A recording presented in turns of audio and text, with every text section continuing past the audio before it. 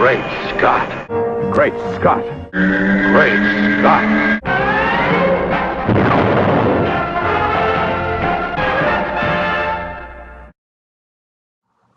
Hello everyone, welcome to Great Scott. I'm Scotty V. Thanks for watching. This week we as Superman fans saw a lot of announcements from DC. Some things were clarified and some things were announced for the very first time. All of this has fans in quite the uproar. First of which is the costume. People have been complaining about changes to the costume for years and years and years. Bryan Singer's film, why did they change it? Well, the Electric Superman, why did they change it? And in many cases, it's been due to the Siegel & Schuster lawsuit. Whether or not this particular one is still up for debate, although you all know my views on that.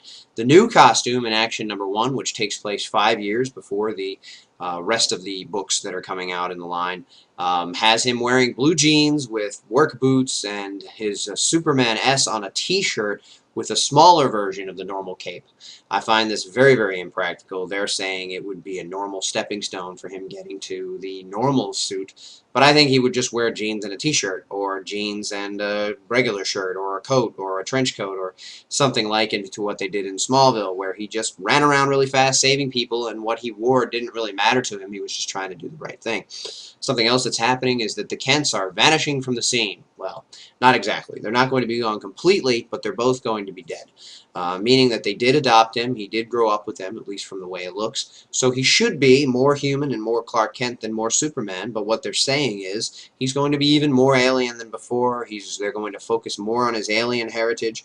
This could mean that he's just going to be experimenting, finding things out, studying, looking things up, and trying to find more about himself and more about his alien planet.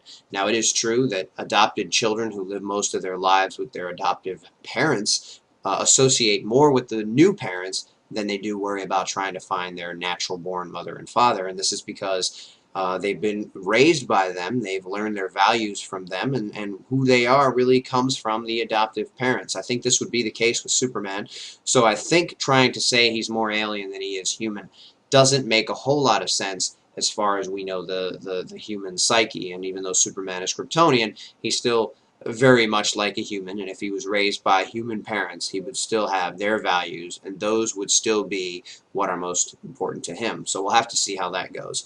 The armor debate has finally been cleared up, as they announced that the armor or the uniform previewed in Superman and in Justice League will in fact be armor that Superman designed based on some of his homeland armor designs, so that he can look more like, I guess, in honor of his Kryptonian heritage, which is okay.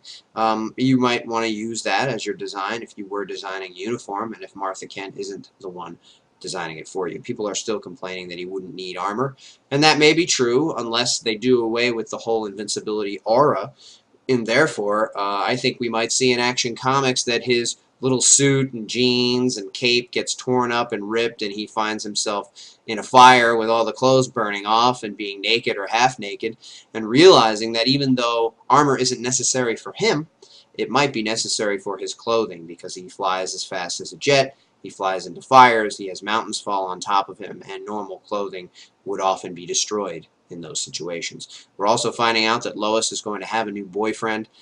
She won't be involved with Clark, which makes sense if they're rebooting the character from the start and this is his early days. He wouldn't know Lois yet. Lois is a grown woman, and it's very likely that a grown woman working in the world might very well have a boyfriend. It's not all that strange. She's going to have a new position at the paper, and some people are concerned that this might mean Perry White might not be around because maybe Lois will be the boss. I don't think we have any proof of that just yet, although it is possible, so we'll have to wait and see. The one thing that worries me the most is that we might see a brooding, loner, alienated, isolated, negative Superman out for vengeance who's taking the law into his own hands, as they say in the article that we have on the homepage. And this sounds more like Batman to me than it sounds like Superman. An orphaned child who grows up learning to hate crime and knowing that he has to save the weak and oppressed. Parts of that are Superman, but parts of that are not. Superman is a positive beacon of light and hope in the universe, always has been, and should continue that way. We'll have to see, but it sounds like they're definitely going for more of the teenaged crowd, the teenaged idea of nobody likes me and nobody understands me. But we'll see. Remember, in this time of great stress, everyone, always look up in the sky.